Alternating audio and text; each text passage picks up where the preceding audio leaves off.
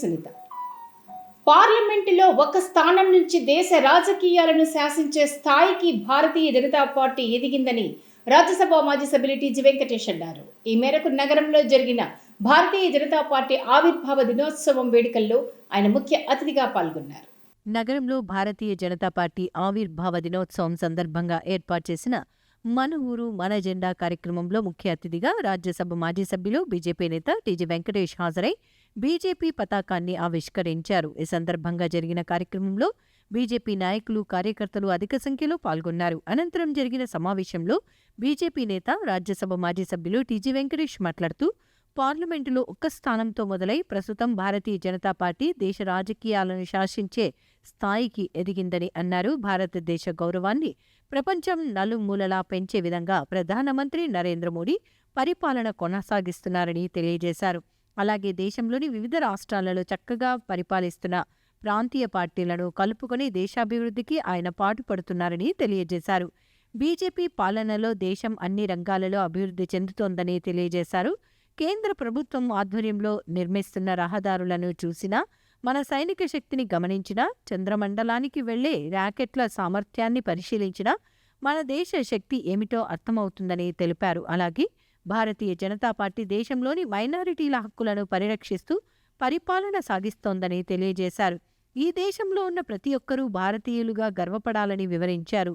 దేశంలో ప్రశాంత వాతావరణంలో కొనసాగించేందుకు కృషి జరుగుతోందని, ఈ క్రమంలో ఎవరైనా దేశద్రోహులు దేశం ప్రతిష్టకు భంగం కలిగించాలని ప్రయత్నిస్తే వారి పట్ల కేంద్ర ప్రభుత్వం కఠినంగా వ్యవహరిస్తూ దేశద్రోహులను శిక్షిస్తుందని తెలియజేశారు.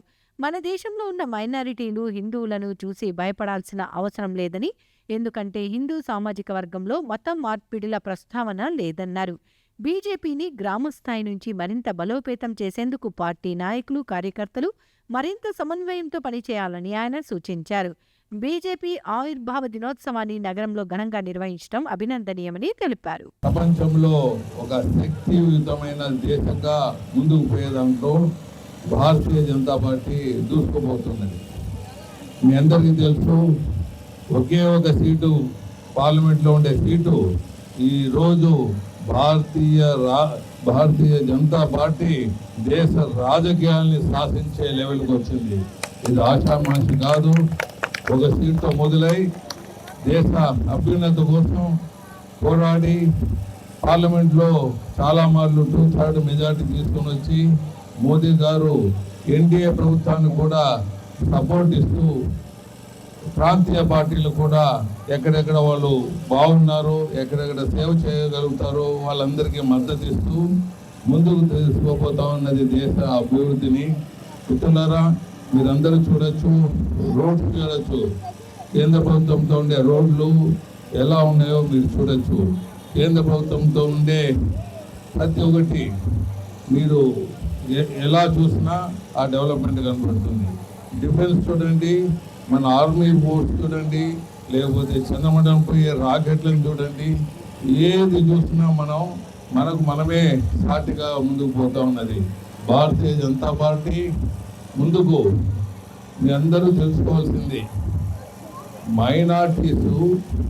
ముఖ్యంగా మైనార్టీస్ తెలుసుకోవాల్సింది ఏమంటే, భారతీయ జనతా పార్టీ మైనార్టీ హక్కుల్ని కాపాడుతూ స్వాతంత్రం వచ్చిన తర్వాత ప్రశాంతంగా బతికేదానికి మైనార్టీ హక్కులను కాపాడుతూ, మైనార్టీలో ఎవరైనా మైనార్టీలో కానీ మెజార్టీలో కానీ దేశ ద్రోహులు ఉంటే వారిని ఉరిపంకమానికి ఎక్కిస్తుందే తప్ప మైనార్టీస్ కానీ భారతీయులందరూ, ఈ దేశంలో ఉండే ప్రతి పౌరుడు, భారతదేశంలో పుట్టిన ప్రతి ఒక్క పౌరుడు ఇది మన దేశము, మనందరూ ఒకటే, మనదంతా ఒకటే రక్తమని మనం ముందుకు పోతున్నది భారతీయ జనతా పార్టీ. మిత్రులారా, మీకు ఇంకా తెలుసుకోవాల్సింది ఏమంటే, ప్రపంచంలో ఎన్నో ముస్లిం కంట్రీస్ ఉన్నాయి. ఆ ముస్లిం కంట్రీస్ అంతా మనతో స్నేహంగా ఉన్నాయి, 1-2 కంట్రీస్ తప్ప. అన్ని కంట్రీస్ చాలా సన్నిహితంగా ఉన్నాయి. వారికి ఇబ్బందులు వచ్చినప్పుడు, కరోనా వచ్చినప్పుడు, మిగతా విషయాలు వచ్చినప్పుడు మన దేశం ముందుకు వచ్చి వారి ప్రాణాలు కాపాడేదాన్ని కూడా వెళ్ళింది. సో మనకు మీరందరూ మరీ మీ అందరికీ తెలియజేసేది ఉంటే, భారతీయ జనతా పార్టీ అంటే దేశ హక్కులు కాపాడేది, దేశ సౌభాగ్యం పెంచేది. ఎక్కడ ఏ దుర్మార్గులు ఏ టీసులు వచ్చినా వారిని మట్టి కనిపించడమే పనిగా భారతీయ జనతా పార్టీ ముందుకు పోతుంది.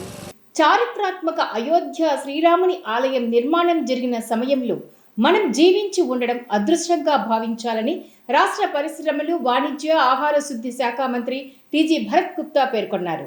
నగరంలో జరిగిన ఏకాంత శ్రీరాముని రథోత్సవ కార్యక్రమంలో ఆయన ముఖ్య అతిథిగా పాల్గొన్నారు. కర్నూలు నగరంలోని మెయిన్ బజార్లో ఉన్న శ్రీ రామాలయం 101వ శతాధిక బ్రహ్మోత్సవాల్లో రాష్ట్ర పరిశ్రమలు, వాణిజ్యం, ఫుడ్ ప్రాసెసింగ్ శాఖ మంత్రి టీజీ భరత్ గుప్తా పాల్గొన్నారు. పూజ చేసిన అనంతరం రథాన్ని ఆయన లాగి రథోత్సవాన్ని ప్రారంభించారు.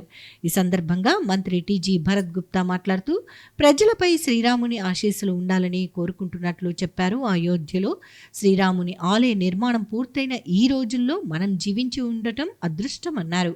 పార్లమెంట్ ఉభయ సభల్లో మెజారిటీ ఉన్నప్పటికీ ప్రధానమంత్రి నరేంద్ర మోడీ అయోధ్య ఆలయ నిర్మాణం సమస్యను ఎంతో నేర్పుతో పరిష్కరించారని తెలిపారు.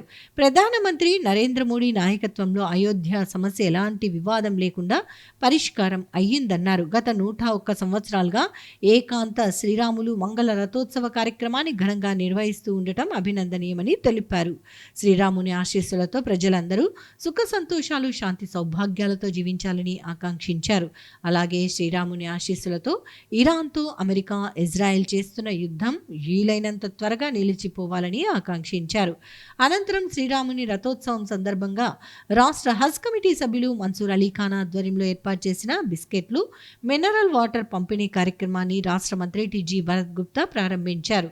ఈ సందర్భంగా ర్యాలీలో పాల్గొన్న వారందరికీ బిస్కెట్లు, మినరల్ వాటర్ బాటిళ్లు పంపిణీ చేయడం ద్వారా కర్నూలు నగరం మత సామరస్యానికి నిదర్శనమని మరొక్కసారి నిరూపించారు. అందరికీ నమస్కారాలు. పెద్దలు ఇచ్చేసారు, ఇక్కడ చాలామంది పెద్దలు ఉన్నారు. ఒకటండి, మనము అదృష్టంగా భావించాల్సింది ఏమంటే రాముల వారి టెంపుల్ మనం బతుకున్నప్పుడు జరగడం అనేది ఒక గ్రేట్ హిస్టరీ.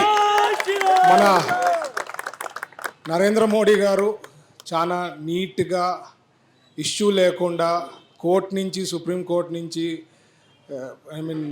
ఆర్డర్స్ రావడము, పద్ధతి ప్రకారం ఎక్కడ అంటే పార్లమెంట్లో కానీ రాజ్యసభలో కానీ ఫుల్ మెజారిటీ ఉన్న ఒక పద్ధతి ప్రకారం రూల్స్ అండ్ రెగ్యులేషన్స్ ఫాలో అవుతూ రాముల వారి టెంపుల్ రావడం అనేది మనం అందరం చాలా అదృష్టంగా భావించాలా. హిందూస్ అందరు కూడా ఇది ఒక గొప్ప విషయం. ఎందుకంటే ఈ సెంచరీలో మనం బతుకున్నప్పుడు ఈ టెంపుల్ అయిందనేది హిస్టరీలో మునిగిపోతాం కాబట్టి it is a great achievement. అలాగే ఈరోజు ఈ టెంపుల్ కమిటీ మెంబర్స్ వీళ్ళందరూ కూడా ప్రత్యేకించి ధన్యవాదాలు తెలుపుతున్నా. ఈయనైతే స్వామి గురుగారు బాంబే నుంచి వస్తారో ప్రతి ఇయర్ ఈ కార్యక్రమానికి. దాదాపు 101 ఇయర్స్ నుంచి ఎవ్రీ ఇయర్ సిస్టమాటిక్గా ప్రాపర్గా ఇది తీసుకోపోవడం. దేవుణ్ణి అదే జడ్జి గారు అంట వాళ్ళ అన్నగారు వాళ్ళు కూడా వస్తుంటారు. సో ఇట్ ఈస్ ఒక పద్ధతి ప్రకారం కమిటీ మెంబర్స్ అందరు కూడా నిర్వహించడం అనేది ఒక ప్రత్యేకం. ఎందుకంటే 101 ఇయర్స్ నుంచి ఇది ఇక్కడ బ్రహ్మోత్సవాలు ఇవి తీసుకొని రాముల వారిది వీధిలో తీసుకోపోవడం అనేది మంచి కార్యక్రమం.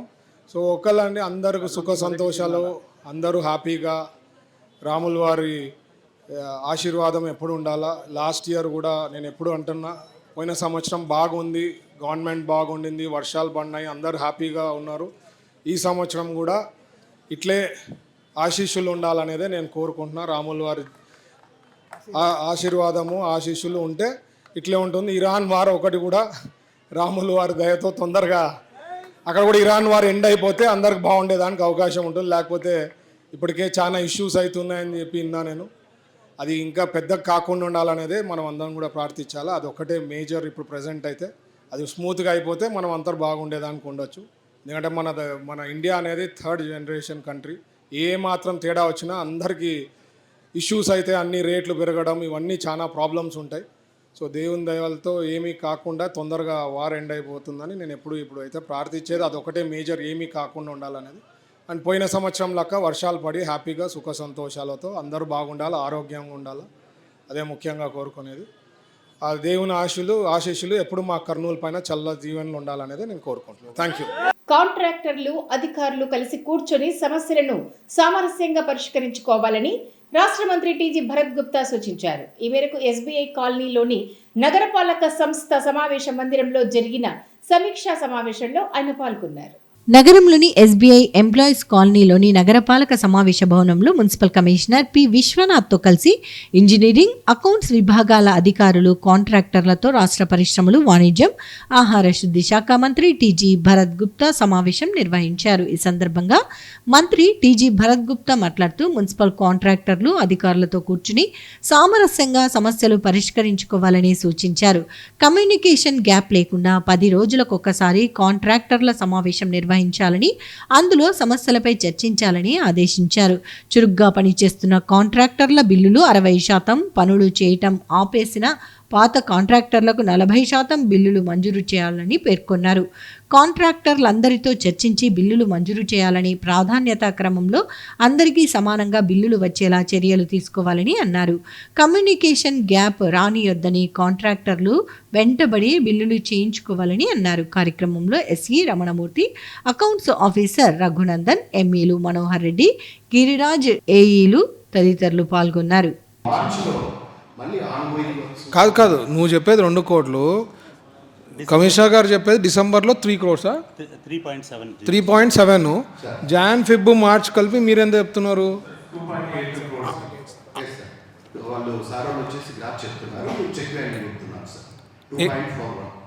ఎక్కిచ్చింది 2.8, ఆయన 8.2 అంటున్నారప్ప.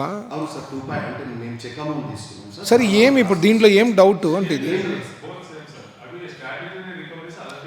సరే ఇప్పుడు 2.82 ఇది దీంట్లో ఏం అంటే ఎంత ఎక్కిచ్చారో అని అడుగుతున్నారు, దానికి ఆన్సర్ అది చెప్తున్నారు. ఏం చెప్పాలి దానికి ఆన్సర్లో? మీరు అంటున్నారు వాళ్ళు 2.8 అంటారు స్టాచ్యూ. జాన్, ఫిబ్, మార్చ్, డిసెంబర్లో 5 and odd, 3.7.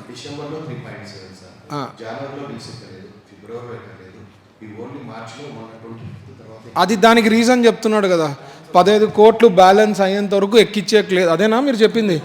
అది ఎక్కిచ్చేయట్లేదు అంటున్నారు. అది అప్పుడు మాట్లాడినాము, సేమ్ సబ్జెక్ట్ రిపీట్ అవుతా ఉంది. ఏం చేయమంటారు నాకు అర్థం కాలే. ఆడ సిస్టమ్ ఈయనది కాదు, ఆయనది కాదు, నాది కాదు, ఎవరిది కాదు. అది నువ్వు ఆ బ్యాలెన్సెస్ అన్నీ స్టాచ్యూటరీ ఏదైతే శాలరీస్ అవన్నీ అయిన తర్వాత చేయాలి. దాంట్లో ఏం తప్పు ఉంది అని నాకు అర్థం కాలే. ఏం చేయాలా? వాళ్ళు ఎట్లా చేయాలి? వాళ్ళు జోబులో నుంచి పెడతారా చెప్పు? 11 కోట్లు ఇప్పుడు అంటే ఎంత ఉంది కమిషనర్ గారు ఎక్కిచ్చేకి? సార్ ఇప్పుడు 3.5, 7 crores ఎక్కించాల్సిందే సార్. ఇప్పుడు ఎక్కిచ్చేకి ఎంత స్కోప్ ఉంది అంటారు? సార్ 6 crores, 6 + 2 సార్ 8 crores ఉంది సార్. 8 crores ఉంది ఇప్పుడు. ఇది మార్చిలో కూడా ఎక్కించలేకపోయారు సార్. అప్పుడు ఎక్కించడానికి అప్పుడు లేదు అంటాడు. సిఎస్ఎంఎస్ పని చేయలేదు సార్. 25 తర్వాత మాత్రమే మార్చిలో సార్. మార్చి 11 తమ దగ్గరికి విజయవాడ రావడం జరిగింది సార్. ఆ రోజు ఒక రిప్రజెంటేషన్ ఇస్తే మీరు కూడా బిల్లు త్వరగా ఎక్కించని చెప్పారు. మార్చి 11న తమకు ఫోన్ చేసి చెప్పారు సార్. మార్చి 11 నుంచి మొన్న ఫెస్టివల్ ఏదైతే ఉగాది అండ్ రంజాన్ పండుగ అయ్యేంత వరకు ఎక్కడ కూడా ఏఎస్టీఎస్ అంటే బిల్స్ ప్రాసెస్ చేసుకునే ముందు కొన్ని ఫార్మాలిటీస్ ఉంటాయి సార్. పెంపుడు జంతువులకు సేవలు అందించేందుకు ప్రత్యేక కేంద్రం ఏర్పాటు చేయడం అభినందనీయమని రాష్ట్ర మంత్రి టీజీ భరత్ గుప్తా అన్నారు. నగరంలో ఏర్పాటు చేసిన పర్ఫెక్ట్ గ్రూమింగ్ క్లినిక్ ను ఆయన ప్రారంభించారు. నగరంలో నూతనంగా ఏర్పాటు చేసిన పర్ఫెక్ట్ గ్రూమింగ్ పెంపుడు జంతువుల సంరక్షణ కేంద్రాన్ని రాష్ట్ర పరిశ్రమలు, వాణిజ్యం, ఆహార శుద్ధి శాఖ మంత్రి టీజీ భరత్ గుప్తా ఆరంభించారు. ఈ సందర్భంగా అక్కడ ఉన్న సేవలను గురించి నిర్వాహకుడు శ్రీకాంత్ని అడిగి తెలుసుకున్నారు. నగరంలో పెంపుడు జంతువులకు సంబంధించి సంరక్షణతో పాటు వాటి ఆహారం తదితర ఏర్పాట్లు ఇందులో ఉండటం గురించి నిర్వాహకులు రాష్ట్ర మంత్రి టీజీ భరత్ గుప్తా దృష్టికి తీసుకువచ్చారు. వీరి సేవలను పెంపుడు జంతువుల యజమానుల సద్వినియోగం చేసుకోవాలని సూచించారు. పార్లమెంటు ఉభయ సభల్లో చట్టబద్ధత బిల్లు ఆమోదంతో అమరావతి ప్రజా రాజధానిగా మారిందని రాష్ట్ర మంత్రి టీజీ భరత్ అన్నారు. తన నివాసంలో జరిగిన కార్యక్రమంలో దీపకాంతుల నడుమ జై అమరావతి మన రాజధాని అని రాసి సంబరాలు జరుపుకున్నారు. నగరంలోని తన నివాసంలో దీపకాంతుల నడుమ జై అమరావతి మన రాజధాని అని రాసి రాష్ట్ర పరిశ్రమలు, వాణిజ్యం, ఆహార శుద్ధి శాఖ మంత్రి టీజీ భరత్ గుప్తా సంబరాలు చేసుకున్నారు. ఈ సందర్భంగా రాష్ట్ర మంత్రి టీజీ భరత్ గుప్తా మాట్లాడుతూ అమరావతి ప్రజా రాజధాని అని వివరించారు. ఆంధ్రప్రదేశ్ రాజధానిగా అమరావతికి చట్టబద్ధత లభించడం ప్రజలందరూ సంతోషించదగ్గ విషయమన్నారు. రాష్ట్ర ప్రజల తరపున కేంద్ర ప్రభుత్వానికి ధన్యవాదాలు తెలిపారు. ఇక రాజధానిగా అమరావతిని ఎవ్వరూ కదిలించలేరన్నారు. సీఎం చంద్రబాబు నాయకత్వంలోనే ఇది సాధ్యమైందని అన్నారు. అమరావతి ప్రపంచంలోనే పేరుగాంచిన రాజధానిగా నిలిచిపోనుందని చెప్పారు. ఈ కార్యక్రమంలో ఏపీ ఐఐసి డైరెక్టర్లు Jagadish Gupta, Santosh, AP IDC director Sandeep, Telugu Yuvatha రాష్ట్ర అధికార ప్రతినిధి Jutturu Ravi, legal cell Kurnool parliament ఉపాధ్యక్షుడు గణేష్ సింగ్, టీడీపీ నాయకులు వినోద్ చౌదరి, శ్రీధర్, మల్లికార్జున గౌడ్, రాజేష్ తదితరులు పాల్గొన్నారు. ప్రస్తుతం ఉన్న పరిస్థితుల్లో విద్యార్థులు శాస్త్రీయ దృక్పథాన్ని పెంచుకోవాలని జిల్లా విద్యాశాఖ అధికారి సుధాకర్ అన్నారు. ఈ మేరకు నగరంలోని ఐఏఎస్ఈ అధికారులతో జరిగిన సమావేశంలో ఆయన పాల్గొన్నారు. నగరంలోని ఐఏఎస్ఈలో ఎంట్రాప్రెన్యూర్షిప్ మైండ్ సెట్ డెవలప్మెంట్ ప్రోగ్రాం కార్యక్రమాన్ని విజయవంతంగా నిర్వహించారు.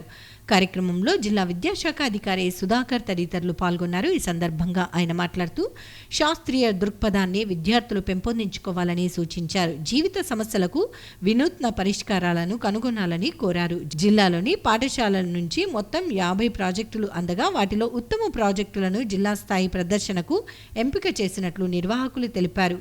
వీటిలో నుంచి 2 ఉత్తమ ప్రాజెక్టులను ఎంపిక చేసి వాటి ఆవిష్కరణాత్మక ప్రయోగతను గురించి వివరించారు. ఈ కార్యక్రమంలో deputy EO Sridhar Babu, MEO Abdul Rehman, associate professor TV Gangadhar తదితరులు పాల్గొన్నారు. ఇవి ఇవాల్టి సిటీ న్యూస్ అప్డేట్స్. రేపు ఇదే సమయానికి ఇక్కడ ఇలాగే కలుద్దాం. Until then keep watching city news.